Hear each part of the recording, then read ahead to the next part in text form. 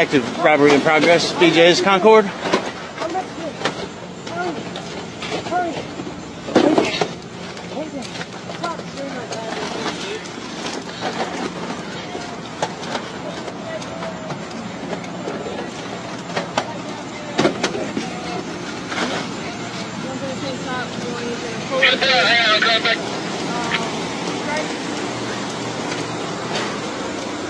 Gray Pontiac. Celeste Silver. They are outside of the store. Hope y'all like jail.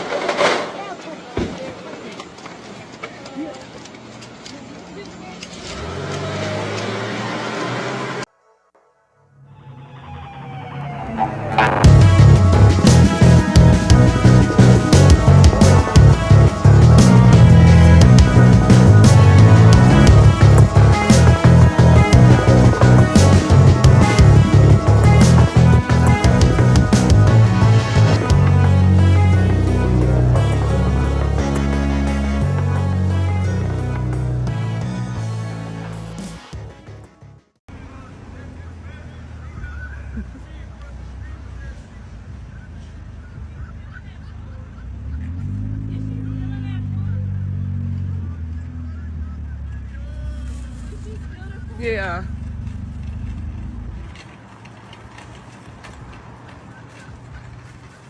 Wow. Hey, so look, I'm gonna teach y'all a thing or two, right? Whenever you come to Walmart and you got just a little bit of stuff, not a lot of stuff, this is what you do. You go in here, you walk this motherfucker. You don't worry about her, them, him, or them. All you worry about basically is just push it through. Y'all be worried about security and shit. Look, it goes 1, 2, 3. You just keep it pushing. That's the way. All you gotta do is look. I don't know where the hell is he going. Why you running? All you gotta do is fill in the basket and walk out. And hopefully they hit you. That way you get paid for it. But they didn't. But that's how you go into Walmart and get a free basket. Security won't touch you. You just gotta watch out for LP. Hey, for everybody watching, go get you some free shit. That's a cheat code. All you gotta do is be able to fill up your basket and walk out with it. The rest is history. All I'ma say is, if you like this, do not give these an opportunity to say, oh, black people this, black people that, black. No. Okay? Let the YT people do the stealing. Trust. We can turn around and say, oh my goodness, why don't you get a job? Why don't you do something with yourself? That's so ghetto. That's so classless. See, some of us have jobs, so we don't have to steal. That way we can say that to them and make them feel low. Okay? So I'm gonna say this again. Do not be at them stores stealing. Wow, interesting. Anyways, I'm gonna be honest. A part of me is actually relieved that finally people are seeing that bad behavior has no color. Because for the longest time, anytime something like this happens, the media was quick to put a black person at the forefront, like we are the only ones who do wrong. But now the truth is out there. You can find good and bad people in every race. The videos are everywhere. Them folks, looting, taking stuff, teaching others how to loot. I mean, it's wild. This is exactly why I say we need to stop stereotyping. I mean, look around. You've got them folks getting caught up in this behavior. So it's never been just a black issue. And the thing that really gets me is how the media works. They'll make fake AI clips showing black women, acting entitled or dramatic, but they won't show you the real videos of them folks, doing the same things or even worse. I mean, that's how propaganda spreads. We've got to stop that because at the end of the day, laziness or entitlement doesn't belong to one race, okay? So just because I don't want to work 20 hours a week, which is crazy. Can you imagine having to work 20 hours a week? So I don't want to work. You take all of my benefits away. The benefits that you have allowed me to use for 13 years with no warning at all. The government has enabled this behavior for 13 years to where I have not had to work a day in my life. 13 years of almost $10,000 a month in government aid. And now, because you signed some stupid bill that says I have to work if I want to get food stamps, and because I don't want to, you take it all away, no warning. How am I supposed to feed my 6 kids? How am I supposed to support my 6 kids? How am I supposed to pay rent? How am I supposed to get my nails done? How am I supposed to go drive down to the corner store when I have no money for gas? And you want me to go get a job, but you don't want to give me gas money? This is how the real world works? At 35 years old, now you decide you want to take it away? This, ladies and gentlemen, is my embarrassing confession. I grew up with a mother who was a welfare queen, and I've lived in more trailer parks than I can possibly count. Seriously. I had a very horrible childhood, very Charles Dickens childhood. And I was in foster care for 4 years. So we're going to talk about the SNAP benefits because guess what? Your friend here, Naomi, I am the one here to tell you that I know exactly what it's like to be on welfare, to be a child on welfare, to have a mother who is a welfare queen. Back when my mother was alive and we were living that life, she would give me and my sister food stamps. And they came in, actual paper bills back in those days. And we would have to take those down to like a little store and buy something cheap so that they would have to pay us back in change. Then we would take the change to her. She would collect the change. She would give us other food stamps, and we would continue doing that until she had enough of the change money to purchase what was really important to her, which was marijuana and alcohol. So foster care 4 years, and I can say foster care was a lot better than living with my mother. We can't be naive about the people like my mother. People like that do exist, and I'm here to tell you, I have seen it with my own 2 eyes. It is real. And what is really happening with these individuals is they have a slave mentality. Welfare recipients, people who are talking about society's duty to feed their children, people who also think that others have a duty to work and to be forced to give the fruits of their labor to other people. They don't have that duty. They don't have that duty. But welfare breeds a slave mentality. It breeds people who do become dependent and who also evolve a sense of freaking entitlement. When you have to do things on your own, that sense of entitlement kind of goes away. When you really have to work and have to earn it, they think that they're entitled to it and they don't have a growth mentality. This might be the actual best thing that could have happened for that particular group of people, because consider this, the average body weight of an individual who works is about 160 pounds. We're talking about a female here. The average body weight of a female who is on SNAP benefits is 210 pounds. So maybe the good thing here is that if they're so worried about freaking food, they're going to start digesting their own body fat. And maybe that experience might be enough to tell them that they need to get a goddamn job to pay for themselves and their kids. Okay, but why are you even having children that you cannot afford to take care of? Why? Why would somebody do that? So again, I'm not talking about the people who just need emergency help. I'm not talking about the people who are genuinely innocent. I'm talking about the ones who have the sense of goddamn entitlement. And then all the others, the virtue signalers, the ones who are out there to show us how evolved they are by defending the poor children on the SNAP benefits. Come on, wake up. This is probably one of the best things that could have happened to them, because now they're not getting those benefits. What are they going to have to do? Yeah, they're going to have to start thinking. And there are many ways of making money that are legal and right. You just have to be a creative thinker and have something called a growth mindset. Yes. And most importantly, understand that no one has a duty to pay your way for anything. Nobody. And everything should be earned. Nothing should be free.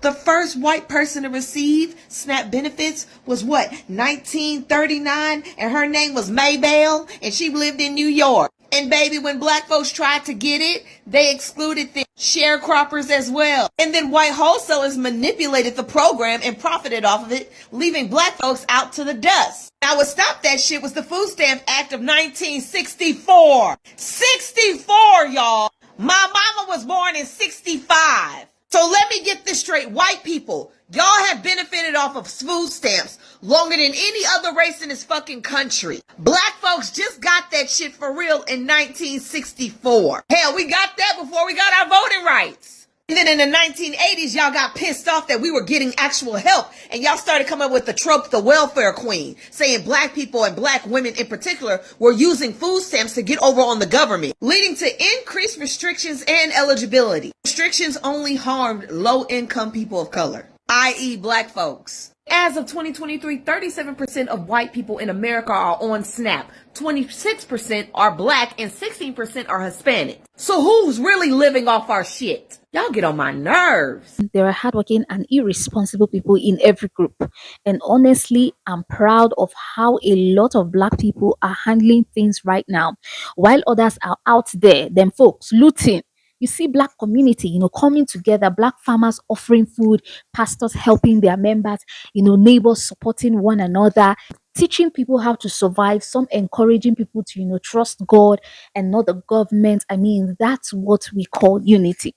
That's what we call resilience. Because black people, they've survived wars. Okay, they faced tougher times and still found a way. It's nothing new. Okay, they'll definitely survive this. This too shall pass. Produce right here, right here. Come, get this produce.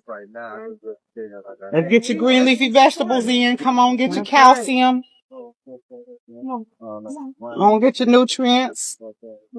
Yeah, we out here today. Hi.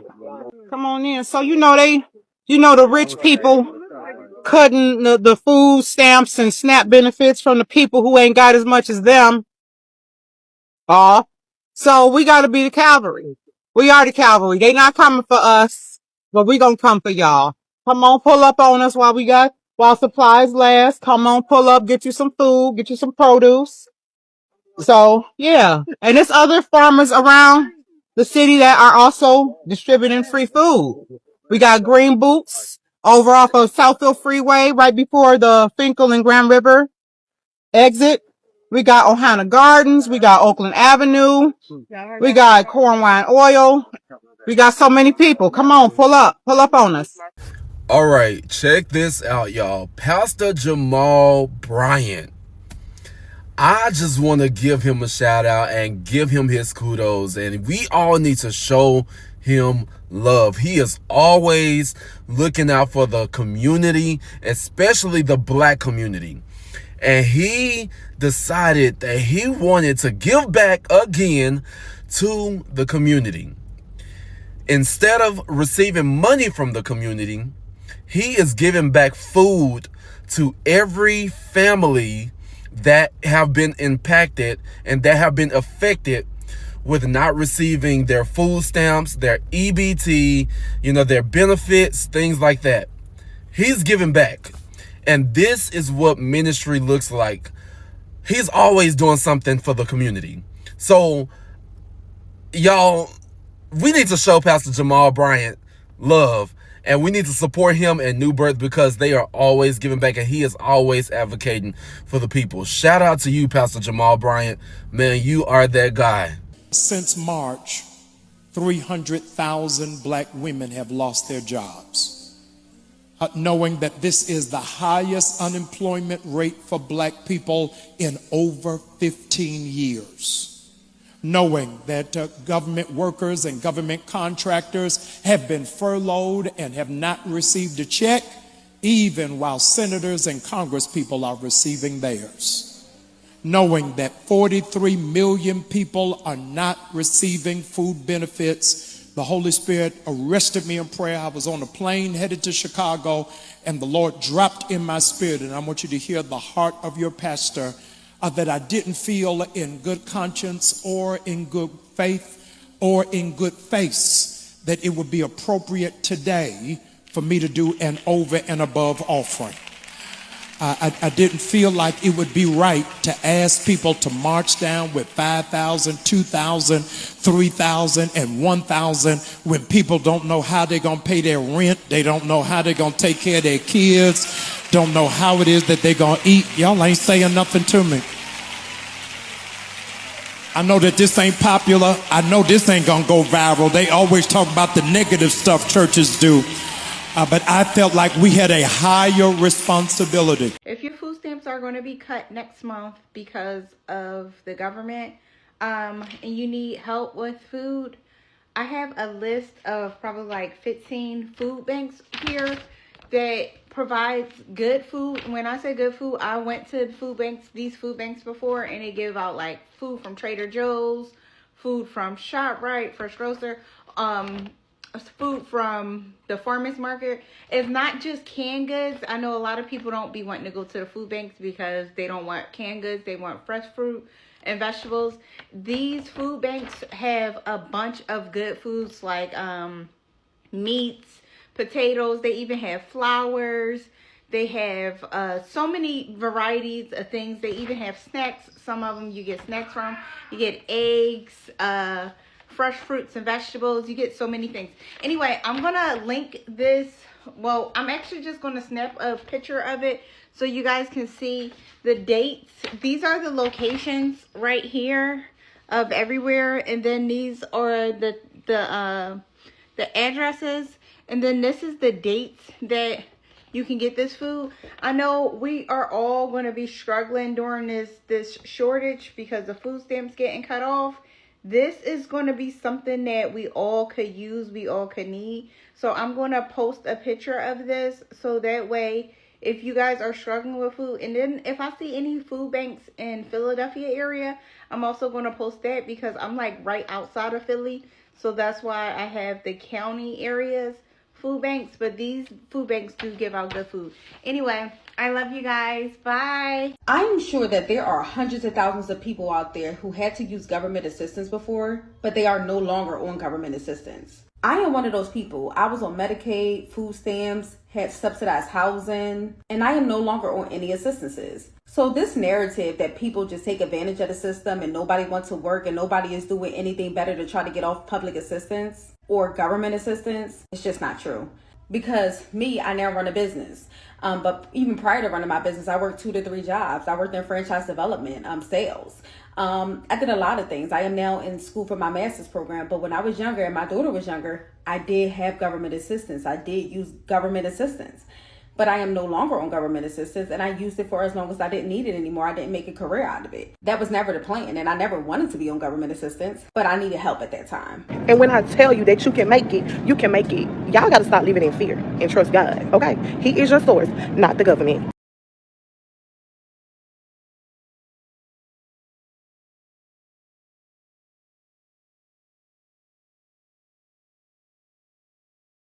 No food stamps, no problem. Let's go in Walmart and see what we can do to make some meals. Come on, let's go. Baby, they got all kind of peas and beans. All kinds. A big bag is only $15. Baby, get you a big bag of rice. Get that. You need it. This North rice is only $1.24. They got all kinds. So they got bread for only $8.42. They got their pot pies for only $1. They got some mixed vegetables for only 98 cents. Sweet peas, 98 cents. Some broccoli for 94 cents. What do you think about this whole situation? Put your thoughts down in the comment section and consider joining my community by subscribing, liking, and sharing, because it really helps YouTube recommend my videos to a wider audience. Anyways, thanks for watching once again, and I'll see you in the next one.